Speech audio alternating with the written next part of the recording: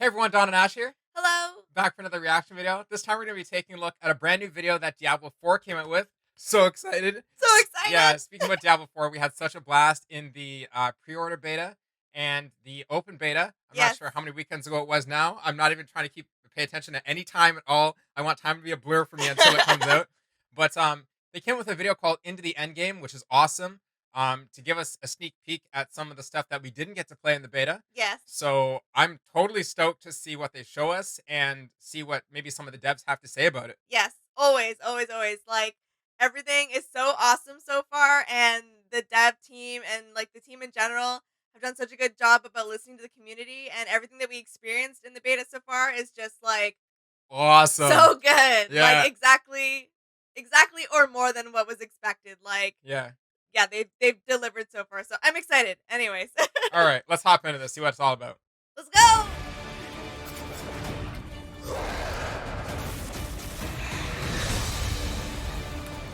I'm pretty sure I I'm just really saw. excited about getting this game into players' hands, letting them experience this massive world. A main cornerstone of D4 is play your way. As a player continues to advance through the story and into the endgame, they'll unlock a ton of brand new activities that provide meaningful progression, no matter their playstyle. I miss it. Players to be able to keep progressing in the narrative of the game. Alongside that, the whole team has worked on crafting a variety of different experiences players can pursue. We're going to have an entire world of Sanctuary for our players to offer. There's going to never be an absence of something to do. After the player has finished the campaign, there's a lot more game to go and participate in. They gain access to a special, what we call capstone dungeon that they have to complete. Once they're able to finish this capstone dungeon, they're going to gain access to the first world tier. As you complete the world tier, it will open up the opportunity for you to go into your next world tier. That involves unlocking powerful loot, new items, and more advantages for your player to have a better opportunity at end game. Whether you're a fan of dungeons, PvP, or just roaming around the world, there's a way to continue your Diablo adventure long after hitting max level. I'm Is so it silly? It I'm like continues to grow in power. You'll start with the skill tree and expand out stoked. into the Paragon system. A lot of the choices the players make are grounded on skills themselves and the fantasies associated with those skills. The Paragon board is a place where we're allowed to have a lot more depth, a lot more customization, many more options as you go. Oh If you my wanna take the goodness. board, so you can choose a different path if you're like, I want to do more strength-based things, or I want these particular boons or glyphs. You can chart your path through it, and they're really a way for you to keep expanding your character and making it uniquely yours. Similar to the Paragon boards is the Codex of Power. It's an in-game system that holds the aspects related to the character. You are able to complete a dungeon, and they will have a chance to drop an aspect that you can pick up. And what this allows players to do is take items they're finding in the world and make them more powerful, turn them into legendary items. It's really special to discover what kind of playstyle really means the most to you.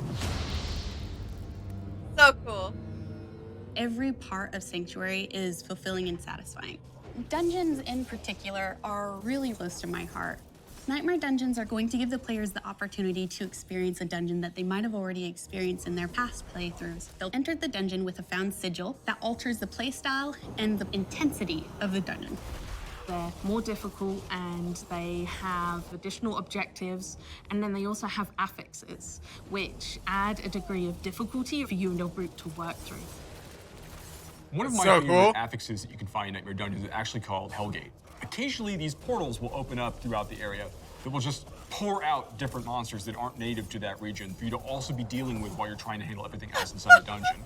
Sick. There's over 120 dungeons to play through and find in Diablo 4, and any one of them can become a Nightmare dungeon by finding a Nightmare sigil and then using it to activate the Nightmare version of that dungeon space. Everything's a little darker, everything's more difficult. It's going to add a little bit of a twist of flavor on your particular dungeon. I There don't are even some know what to say. targeted activities in Diablo 4 that suit what you're feeling in the mood for. The Forces of Hell are starting to have more influence in certain parts of Sanctuary in the vast interconnected overworld of the experience. And as the players are going into Helltide areas, they're going to find even more powerful monsters. And by killing them, they'll be able to gain these special shards they can take to go and use to purchase these big rewards that are available at these caches that are found littered throughout Helltide areas. The sky darkens and the rivers run red, meteors fall from the sky, and the monsters get harder. We really want to create new experiences for the players. There's one I really like called Whispers of the Dead, which you get from the Tree of Whispers. The Tree of Whispers is grim and a little gruesome, but it's also something mystically haunting and kind of beautiful. The tree has a little bit of a grudge against our players and it would like for them to go serve its needs. So you're going to go serve these bounties, gather different rewards, different items, and bring them back to the tree in hopes that it can exchange you something really meaningful. Maybe you're gonna go to the Fractured Peaks and take out some werewolves that are rampaging in a town. They're contained activities that you can do alone or in a group. We really wanted to create variety for people to be able to spend time where they wanted to in the world. It's very cool the way it's been put together, and I can't wait for people to see it, to be honest. I'm so stoked on that.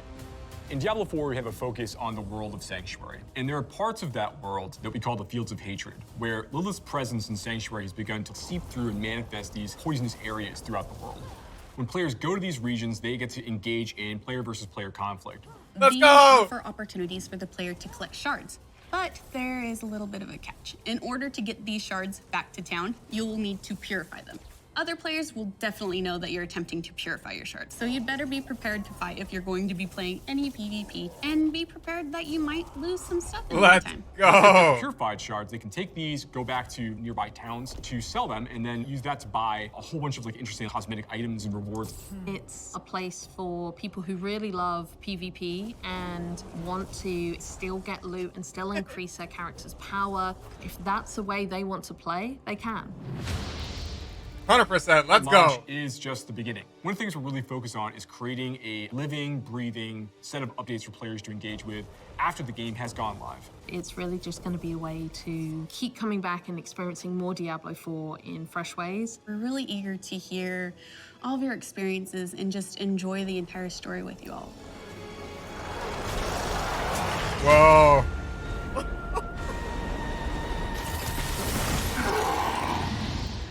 That boss looked intense. Like, yeah, I don't even know what to say. Like, I'm so stoked and looking forward to this game. I literally was like, I'm like, the amount of like goosebumps I had through that whole thing was ridiculous. Yeah, I'm like, honestly, like nothing right now is like satisfying my hunger for gaming. Yeah. Nothing right now. Everything feels like just gray. It's like I'm seeking color in a world of gray right now. Like Diablo is literally my life seed, man. Like I don't even know. There's so many things that I think are cool about that game, so I'm just gonna let it play in the background while we're talking here. Um, you know, so many like the mobs we saw. You can tell like the passion of the devs, the way they talk about it. Yes. They're so excited, and I'm just like vicariously excited just through them. If this was just a video of the devs talking without any gameplay footage, Yeah. I would be just as excited to watch it because it's actually amazing. Yeah, I totally agree. Actually, like as soon as Ash came on screen, I was like, "Oh, it's Ash," and I knew that we were gonna get some like something towards dungeons because that's her role. Yeah. But it was so cool to see that happen, and I'm glad that they gave us the kind of information that they did. We did get to like slightly experience the aspect stuff, and like experiment removing or getting aspects from certain dungeons. So we did In get the demo. in the demo, yeah. So we got a little bit of Sorry, beta. beta. So we did get a little bit of a taste of that, but it's cool to see how far you can go with that. Yeah, no, I just want to point out here. I paused it on the Paragon board, right? And I was wondering, like in game, because basically they've made a drastic change in game where you don't put points into your stat points as you're leveling up, which is super strange for me as a long time every iteration of Diablo player. Yeah. It's just been a core of how you do Diablo, right? And I guess not Diablo 3 either. Yeah, I don't think in that game you do stats, do you? No, Ugh, oh, you're right. Yeah. gross. Anyways, they kind of brought it back in a way that maybe might appease me when it comes to endgame, which is the fact that you can dump points into, say we have I mean any class has the same stats. So as a barbarian, I saw that um on I guess the frames just prior to this that you could choose right here. Bring it up on screen. Sorry, right here you can choose intelligence. You can choose dexterity. Like you can choose. There's nodes that are gonna put stat points into the specific stats that you want. So by way of that, you can um, customize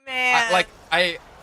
Like my brain can, if I just pause on him, you can 100% tell, like, oh man, if I could draw, my brain's like, man, it'd be cool to make a drawing of this guy, but I can't. So I'm just gonna stare at this still for the next 2 months until the game comes out.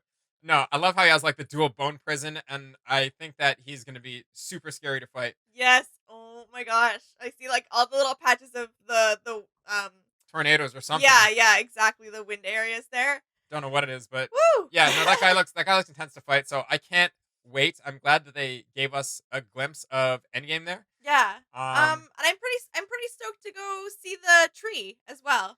Oh, right. We didn't even get any footage of the tree. The tree is something completely new The to the game.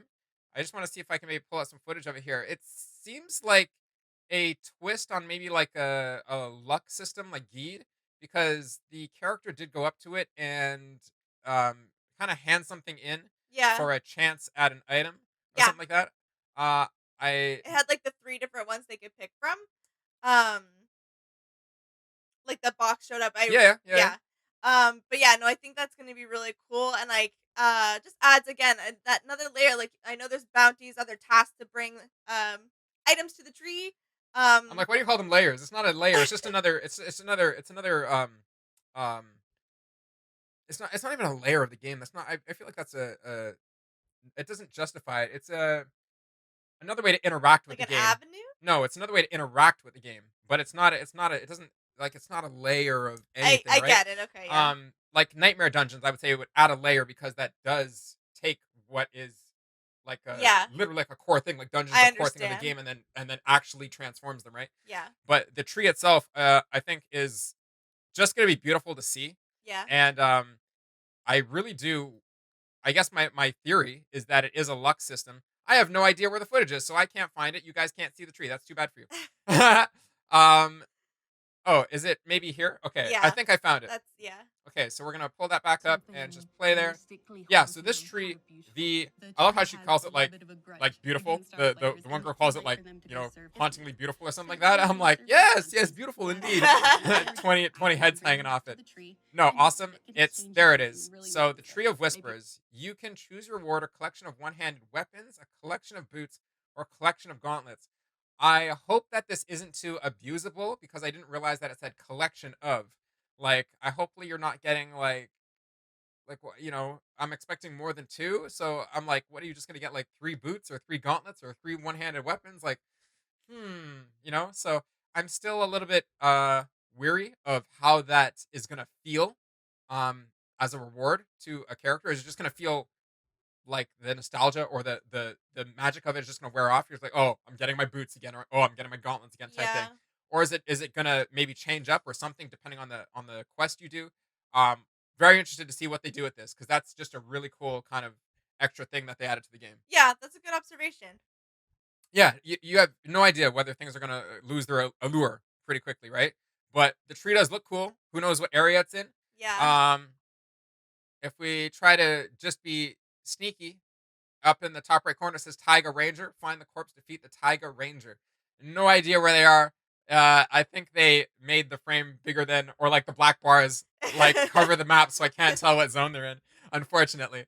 But anyways, you guys will have to let us know what your favorite moments are, what you're looking forward to most from this video that came out. If you were in the open beta or the pre-order beta, what characters you played, and what character that you're thinking of maining when the game comes out.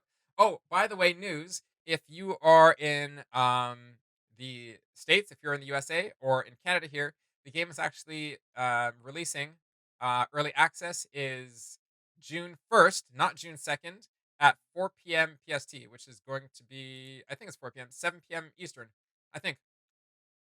I believe, yeah. I believe they said 4 p.m. PST, but basically, if I got the time wrong, the date is definitely early access is June 1st, not June 2nd. So we actually get 5 days early access, which is sick. Stonks. Yeah, I can't wait to play the game. So, like I said, anyways, let us know your favorite moments from this video that they released and what you're looking forward to most. Other than that, please like, share, and subscribe. And we will see you in the next one. All right, bye. Bye.